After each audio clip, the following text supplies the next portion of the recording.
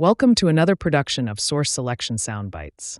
These productions foster learning, insight, and the ability to perform. Today's topic is GSA Schedule Set-Aside Nuances. The following is the scenario upon which this source selection soundbite is based. The CO received a requirement for information technology support services that has a short timeline of 3 months to award. The requirement is estimated to be $15 million. The CO plans to go to the federal supply schedules to fulfill the requirement because he knows 8 to 10 vendors, small and large, who can perform the requirement.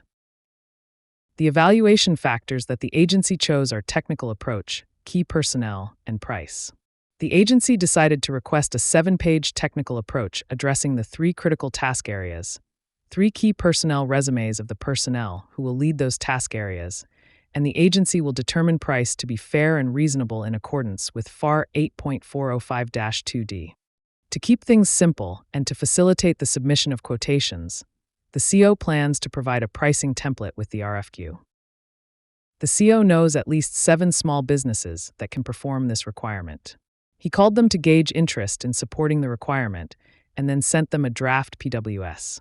The CO assembled a list of the GSA small business companies that he reached out to in order to facilitate a discussion with the Office of Small Business Programs and obtain a quick sign-off so the solicitation could be published. Today we will discuss 3 GSA Schedule set-aside nuances. Topics include the unique GSA schedule market, set-aside standards for GSA schedules, and the withdrawal of a small business set aside when using GSA schedules. The CO scheduled a meeting with the small business specialist and got her up to date on the requirements and the quick market research that had been done on the GSA schedule. The CO also shared with the small business specialist that he had identified 3 service-disabled veteran-owned small businesses, 2 woman-owned small businesses, and 2 8A businesses. The CO stated that he planned to do a service-disabled veteran-owned small business set aside and send the solicitation only to them in order to streamline the requirement. After listening to the CO, the small business specialist had a couple of objections to the CO's approach.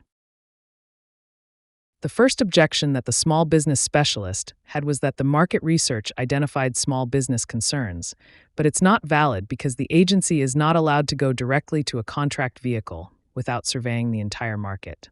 The CO answered by saying that normally her assertion would be true, but when using GSA schedules, the rules are different. FAR 8.404a says when establishing a BPA or placing orders under the federal supply schedules, ordering activities shall not seek competition outside of the federal supply schedules. Moreover, case law confirms this interpretation. In the TOER Group case, the COFC stated, there is no requirement to apply the rule of 2 prior to the agency's election to use the federal supply schedules to fulfill its requirements. Moreover, the CO added that the GAO had expressed a similar interpretation in its Edmund Computer Company case decided in August of 2010. The small business specialist's next objection was that the agency had already made its service-disabled veteran-owned small business set aside goals for the year, but the agency was behind on the woman-owned small business goals. So, she suggested a woman-owned small business set aside since the rule of 2 was met. The CO answered that he'd love to do the woman-owned small business set aside, but it's not a viable option. First, the CO explained that in accordance with the GAO case, financial and realty services, and many others, the agency is not required to follow the rule of 2 when issuing orders or BPAs under the federal supply schedules. In addition, the rule of 2 is not useful for the federal supply schedules because FAR 8.405-2 and an 8.405-3 requires COs to strive to obtain at least 3 viable quotations. Therefore, the rule of 2 is not viable. Moreover, the CO explained that the GSA page, Critical Tips for MAS Buyers, explains this to the acquisition community. After this conversation, the small business specialist spoke with the PCR, and they both signed the small business form concurring with the agency's decision. The day after the small business specialist and PCR signed the small business form, one service-disabled veteran-owned small business called and informed the CO it was no longer interested in the requirement. Based on that conversation, The CO went to the small business specialist to withdraw the service-disabled veteran-owned small business set aside and change it to a general small business set aside. The small business specialist said the CO needed to observe the withdrawal instructions in FAR 19 titled, Withdrawing or Modifying Small Business Set-asides. The CO answered that, in accordance with the GAO case, Financial and Realty Services, decided in November of 2024, the agency is not required to follow FAR 19 procedures when withdrawing set-asides when using FAR 8.4 procedures.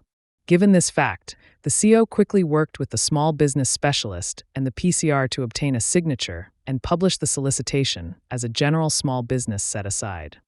To wrap things up, let's review what we discussed.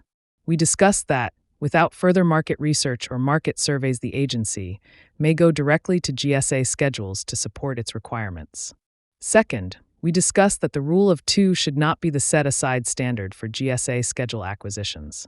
And third, we discussed that the withdrawal of a set-aside in FAR 8.4 acquisitions does not require compliance with FAR 19 instructions.